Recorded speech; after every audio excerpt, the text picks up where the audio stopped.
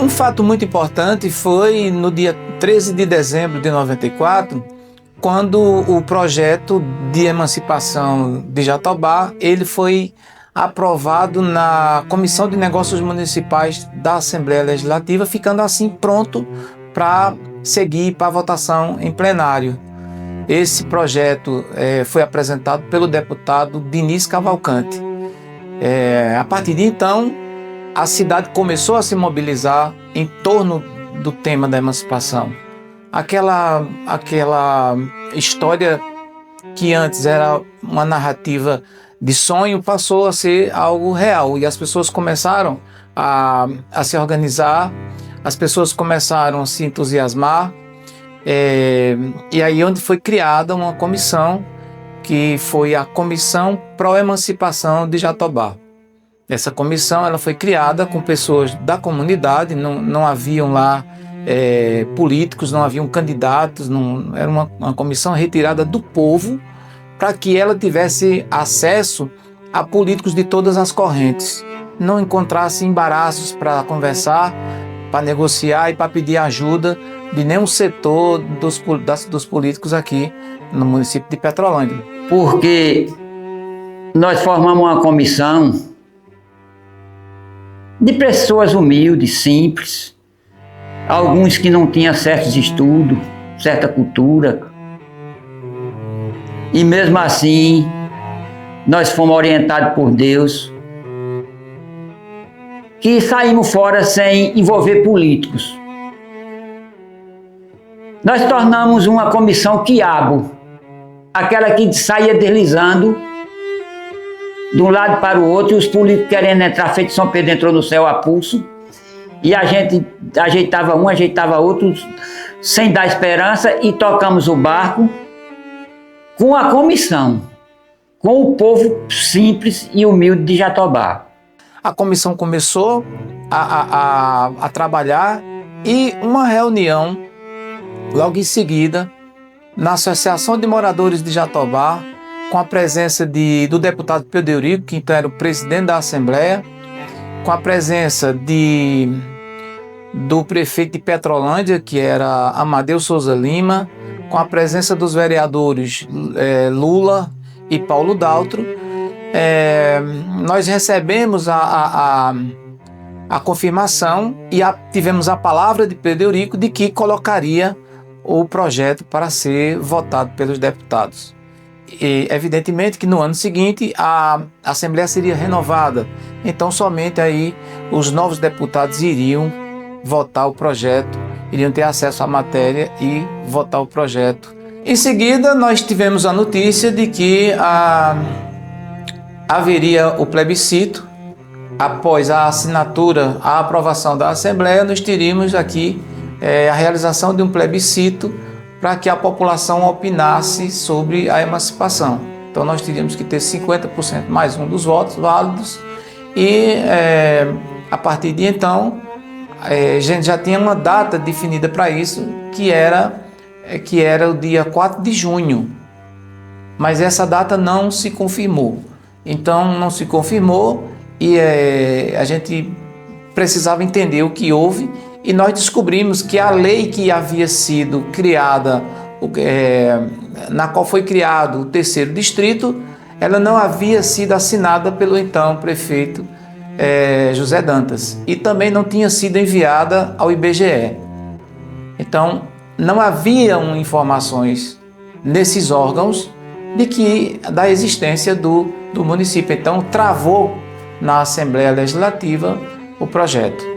Aí entra a participação importante de Paulo Daltro, que toma conhecimento e se inteira e começa a trabalhar em prol dessa questão. Aí também surgiu a questão dos limites do município, porque pela lei de Zé Dantas, elaborada por Zé Dantas, apesar de não ter sido assinada, ela dizia que era o limite com o município de Petrolândia seria no eixo da serra. Era vago, era impreciso. Então Paulo, topógrafo que fez uma equipe e foi lá e determinou que seria no eixo da serra, finalizando no eixo da barragem. Esse novo limite foi apresentado, mas em algum momento o ex-prefeito de Petrolândia, aí à época vice-prefeito Dr. Francisco Simões, ele percebeu que colocar o eixo na parede da barragem iria gerar um prejuízo para o município de Petrolândia, porque a subestação que distribui a energia gerada pela usina hidrelétrica estaria ficando nas terras do município recém-emancipado. E isso prejudicaria definitivamente a população de Petrolândia, e ele apresentava leis onde dizia que isso não era legal. Não pode a cidade arrecadar menos que a cidade filha.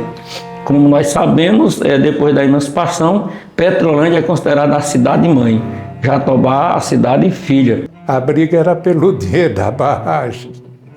Doutor Simões não abriu, não. Numa das reuniões que estivemos em Recife, com várias autoridades, o prefeito Amadeu, o vice Dr. Simões, tínhamos lá o deputado Pedro Eurico, nós tínhamos lá o deputado Diniz Cavalcante, o deputado Paulo Afonso, pessoas como Meirelles e vários outros da Comissão de Emancipação. Nós nos vimos diante da seguinte situação. Dr. Simões questionou os deputados se eles iriam aprovar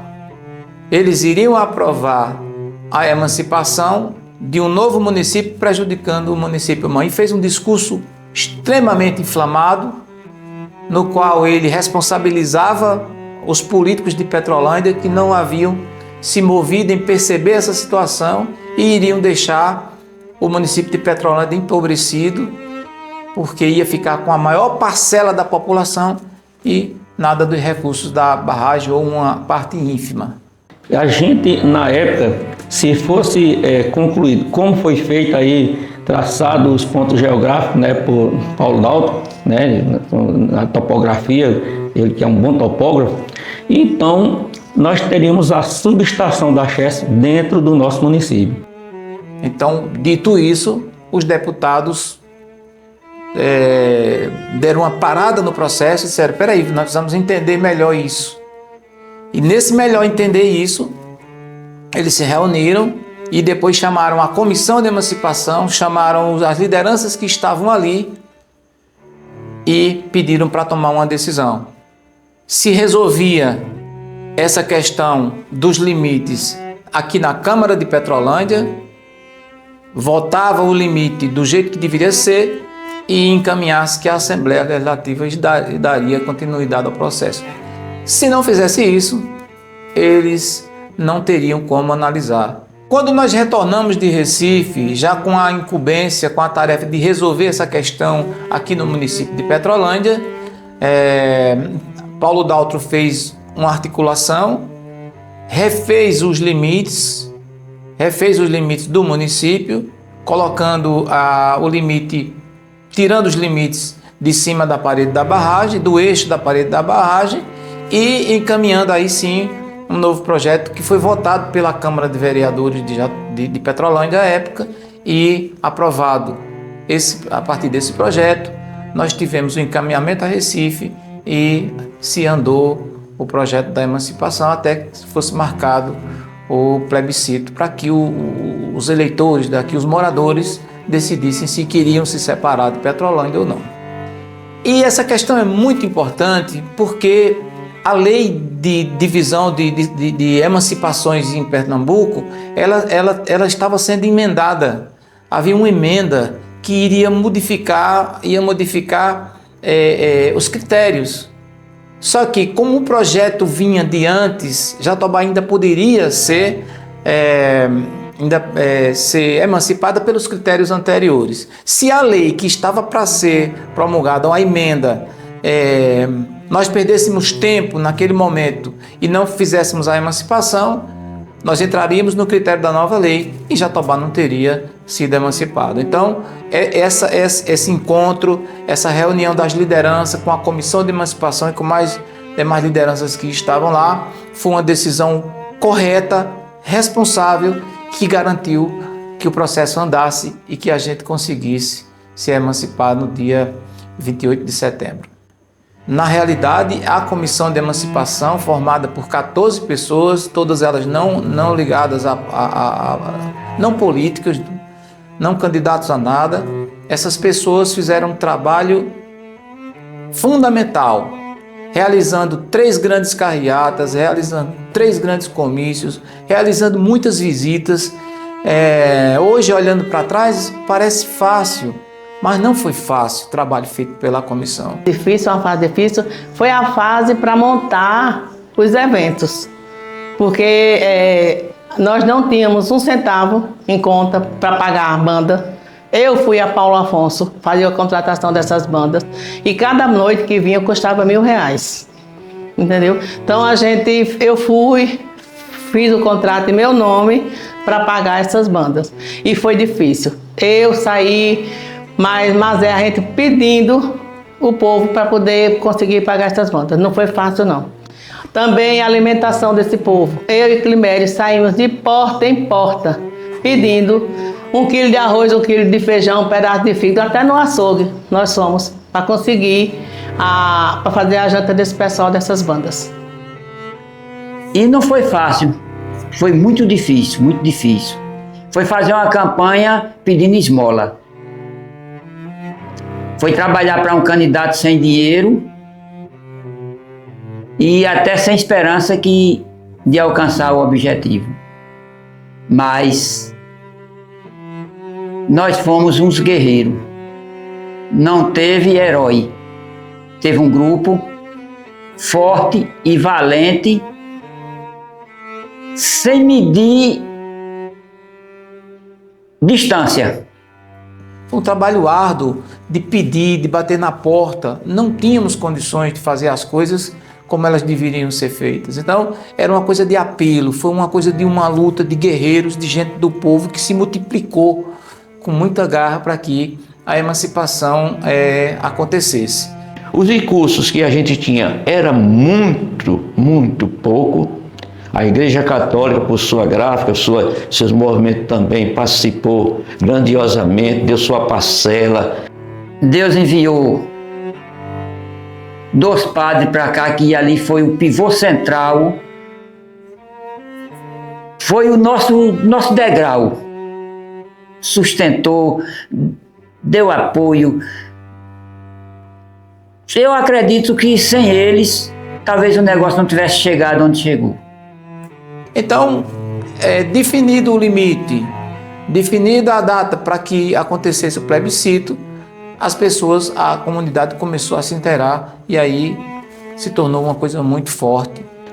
Pessoas que chegavam até com doações de papel, de faixas. Teve um movimento de bandeiras, as pessoas se disponibilizavam os seus carros para a gente fazer os movimentos nos povoados. Foi feita uma campanha para que isso acontecesse, parecida com a campanha de prefeito, né? Os candidatos eram sim e não. Jatobá, né? Você quer Jatobá cidade, sim ou não? Então a gente, evidente, fez a campanha para o sim, né? Nosso candidato era o sim. E aí a gente andou nesse município todinho. O dia da emancipação o dia do plebiscito foi uma guerra, uma luta muito grande. O coração batia muito forte, com medo de não conseguir o objetivo. Não tinham apenas pessoas a favor, é importante que se diga isso. Havia um receio de que a volta do Moxotó não queria a emancipação, tinha uma certa dificuldade com esse assunto lá, porque lá era o 2º distrito, Jatobá era o 3º. Então havia algumas pessoas que entendiam que lá que deveria ser a cidade. Esse é um assunto que aconteceu. E no dia do plebiscito, já por volta de umas 2, 3 horas da tarde, algumas lideranças aqui de Jatobá, a exemplo de Valdo da Valcar, do pai dele, eles foram até Dr. Simões, que se encontrava em Itaparica, e disseram a ele: Dr. Simões, nos ajude. Você aí, Simões, você vai ficar parado aí, as coisas acontecendo e você não correndo atrás. George, por exemplo, está lá com sua comunidade, com seu povo ali, suas famílias, que não vai voltar. Você não é muito amigo dele, corra atrás dele, vamos correr atrás do povo para que isso aconteça. Mas por ele ser uma pessoa muito amiga de meu pai e muito temente àquilo que meu pai sempre dizia a ele entrou no carro junto com meu pai e foi correr atrás. E colocaram o Dr. Simões dentro de um carro, foram na Umburana chamar George, pedir para ele ir nas residências chamar as pessoas para votar, foram até a volta do Mochotó. E aí a gente conseguiu levar ele na volta e ele convenceu o povo de sair às urnas para votar. E aí o pessoal saiu em massa lá para votar, não vou dizer que foi unanimidade, mas foi muita gente votar e cooperou muito para que isso acontecesse. O Dr. Simões, que naquela época era visto como um empecilho à emancipação, ele acaba de última hora tendo um papel importante, fazendo esse trabalho e se rendendo a uma coisa que ele não gostaria de atrapalhar, apesar de que tinha o sonho, dizia ter o sonho de administrar o município como um todo, incluindo Jatobá, e que, segundo ele, se fizesse isso, Jatobá não iria necessitar da emancipação. E tinha um dispositivo na lei que dizia assim, que para passar a cidade tinha que comparecer da população residente no então suposto município, futuro, né, município, que tinha que comparecer 50% mais um. E desses 50% mais um, teria que a maioria votar sim. E aí, então, a gente vendo a necessidade de trazer eleitor para a urna, a gente inventava qualquer coisa e então vá, não sei, não quer, problema seu, eu não vou votar sim, aí provocava as pessoas a ir para a urna, né? Eu vou votar não. Então muita gente veio votar pensando que seu voto ia ali influir para que Jatobá não passasse a cidade. Mas na realidade a gente queria que a pessoa comparecesse às urnas. Quando eu fui no Brejo, já de tarde, a coisa estava encerrando, e quando eu voltei, estava no Mata Burro, Irani, Seu Enoque, Tonino, tinha mais gente me esperando. Aí quando eu fui chegando, eles pararam o carro, aí disse: Paulo, Irani disse: Paulo, quando prestou não, passamos não, perdemos, passou não, e nós vamos aqui pro Caldeirão, vamos tomar uma urna da polícia e dar fim para ter outra eleição. Oxe, Irani, você é louco, rapaz? Isso é crime eleitoral, Irani, isso nem fiança tem, vai preso todo mundo. Os policiais estão armados. Zé Freire é o presidente de uma da sessão. Zé Freire não vai permitir que você rouba a urna dele. Vai morrer gente. Não, mas nós estamos dispostos, nós vamos para morrer ou para matar. Nós temos que sumir com a urna, porque sumir na urna, a justiça tem que marcar outra eleição. Olha. Quiseram até destruir lá um negócio, mas não deu certo não. E nem precisava, e nem precisou. Não, Irani, não senhor, negativo. Nós vamos fazer isso não. Olha, vai ficar preso, é cadeia, não tem fiança. Nós fizemos nossa parte, se não passou, paciência mesmo. Quando está nessa conversa, vai chegando um carro e o cabo gritando com a cara, o corpo de fora do carro: Irani, não vá não, passou, Irani, passou. Quando o cabo aí começou todo mundo a chorar, chorou todo mundo lá no Mata Burro. Veio a notícia dos 45 votos. Eu chorei até na hora. Peguei uma cerveja e joguei aqui para ninguém ver. Mas, graças a Deus, deu tudo certo. Mas isso aí gerou uma festa enorme, a gente saiu na rua e todo mundo foi, eu que gostava de até beber um pouco, saiu ali comemorando, batendo, e aí já fomos para tomar uma cerveja, um negócio, tomar banho de cerveja, a gente não sabia o que fazia, saía abraçando, alegre, satisfeito. Menino, foi uma festa que perdurou por mais de 2 dias, né? E principalmente os envolvidos, o finado Irani e a turma toda ali se abraçando e etc. Foi muito bom, foi uma coisa maravilhosa, foi uma das maiores alegrias que eu já tive na minha vida. Foi a festa mais linda na rua de Jatobá, as pessoas se abraçando, as pessoas levantando nos braços, pegando o Irani nos braços, pegando outras pessoas da comissão nos braços. A Avenida Recife ficou lotada de gente, uma festa linda, uma festa incrível, né? Então aquele passo era o penúltimo passo, porque o próximo seria a assinatura do governador Miguel Arraes, que viria a acontecer no dia 28 de setembro daquele mesmo ano, né? Mas é importante que as pessoas conheçam essa história exatamente como ela aconteceu. É importante que as pessoas entendam e que isso seja dito para gerações futuras, que Jatobá é um município que nasceu da força do seu povo, nasceu do desejo do seu povo por uma vida melhor, por uma cidade com a capacidade de trazer bem-estar para os seus cidadãos. Não existe lugar nenhum melhor de se morar que não seja Jatobá. Tem coisas bacanas por aí, mas a cidade nossa é uma cidade privilegiada, é uma cidade muito boa.